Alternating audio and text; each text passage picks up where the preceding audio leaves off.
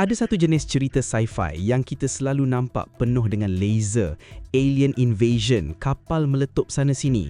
Tapi sekali-sekala, datang satu filem yang ambil genre tu, dudukkan dia diam-diam and ask a very simple question. What if survival is not about action but about understanding? Itu vibe yang dibawa oleh Project Hail Mary. On paper, this is a space survival story. Seorang lelaki bangun dari tidur, sorang-sorang dalam spaceship, tak ingat siapa dia, tak tahu kenapa dia ada kat situ. Sounds familiar kan? Macam banyak sci-fi sebelum ni. Tapi the moment cerita ni start unfold, kita sedar, this is not that kind of movie. Before aku continue, please help to subscribe the channel and like the video. Aku really appreciate korang punya support. Alright, let's continue. Kalau kita nak betul-betul faham kenapa Project Hail Mary rasa berbeza daripada sci-fi lain, kita kena tengok the source material. Cerita ni sebenarnya adaptasi daripada novel Project Hail Mary yang ditulis oleh Andy Weir, nama yang sama di belakang The Martian. Kalau korang pernah baca karya dia sebelum ni, korang akan perasan satu pattern. Dia suka ambil konsep sains yang kompleks dan letakkan dalam situasi survival yang sangat human.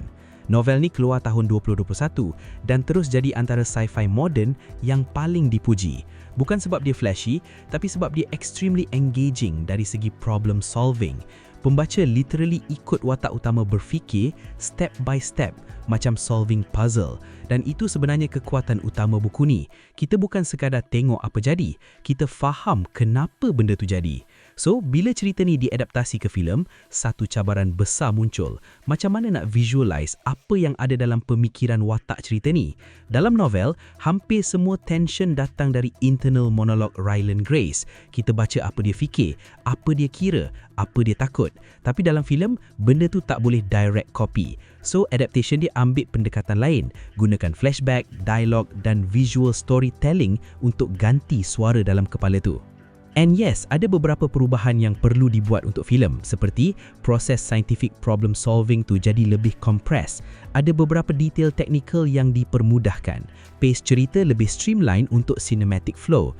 Tapi interestingly, walaupun ada perubahan, ramai yang setuju satu benda. The soul cerita tu tak hilang. Relationship, humor dan emotional core, semua tu masih intact. Malah ada yang kata adaptation ni antara yang paling dekat dengan buku asal. Filem Project Hail Mary ni buka dengan suasana yang almost uncomfortable. Kita tengok watak utama filem ni, Ryland Grace, bangun dalam keadaan blur, surrounded by machinery floating in space. Kamera tak rush, pacing dia slow bagi kita rasa confusion yang sama macam dia. Dia tak terus jadi hero, dia tak terus tahu semua benda. Dia struggle, dia panic, dia buat silap. And honestly, that's what makes the film terasa grounded. Dalam banyak review yang orang bagi, ramai highlight benda ni. The film doesn't glorify intelligence as perfection. Instead, dia tunjuk intelligence sebagai proses, trial and error. Kadang-kadang nampak bodoh, kadang-kadang nampak genius. Dialog dia pun interesting. Banyak part, dia literally bercakap dengan diri sendiri. Kadang-kadang funny, kadang-kadang awkward. Tapi situlah kita connect dengan dia. Bukan sebab dia hebat, tapi sebab dia relatable. Kalau korang expect sains dalam movie ni hanya jadi background aesthetic, you are wrong. Sains adalah nadi cerita ni. Setiap problem yang muncul, oksigen, energy, trajectory, semua diselesaikan melalui logic, hypothesis, eksperimen. Dan filem ni tak dumb it down terlalu banyak.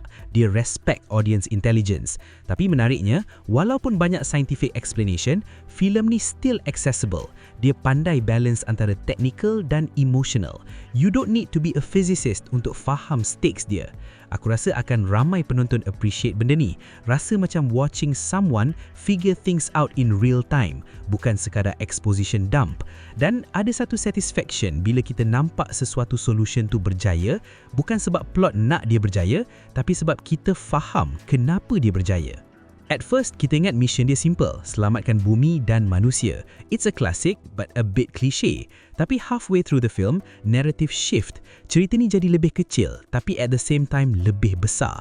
Without spoiling terlalu banyak, ada satu relationship yang terbentuk dalam filem ni yang completely redefine tone cerita.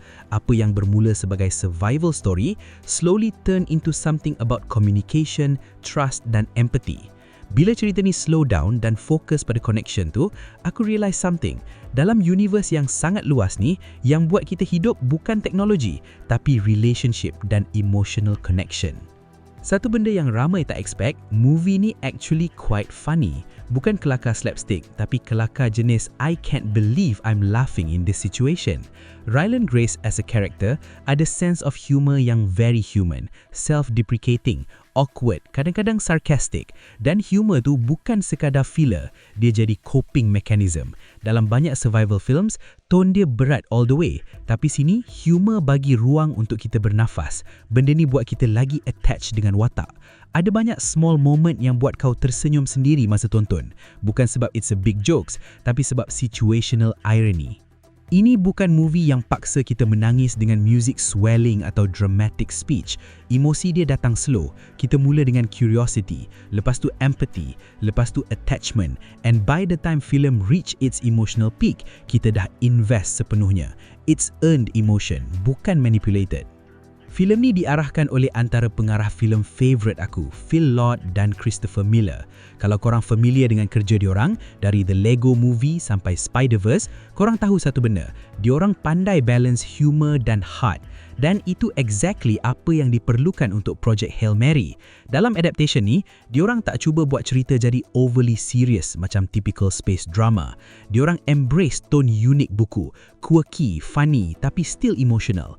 Malah, proses nak hidupkan karakter alien Rocky pun ambil masa panjang, ratusan design iteration sebab diorang nak pastikan karakter tu ada personality yang boleh connect dengan audience.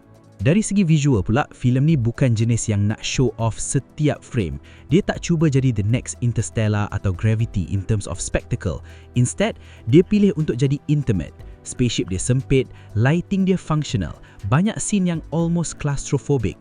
Tapi bila dia decide untuk buka ruang, untuk tunjuk scale universe, moment tu terasa. There are so many beautiful shots in this movie. Ada kontras yang kuat antara confinement dan infinity, dan itu reflect journey watak utama. Filem ni uses restraint as strength. Dia tahu bila nak tahan, bila nak lepaskan. So once the movie go all out, it is so worth it.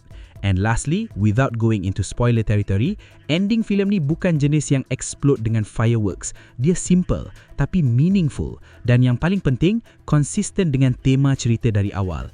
Ada satu sense of closure yang bukan sekadar mission accomplished, tapi lebih kepada this is who I choose to be.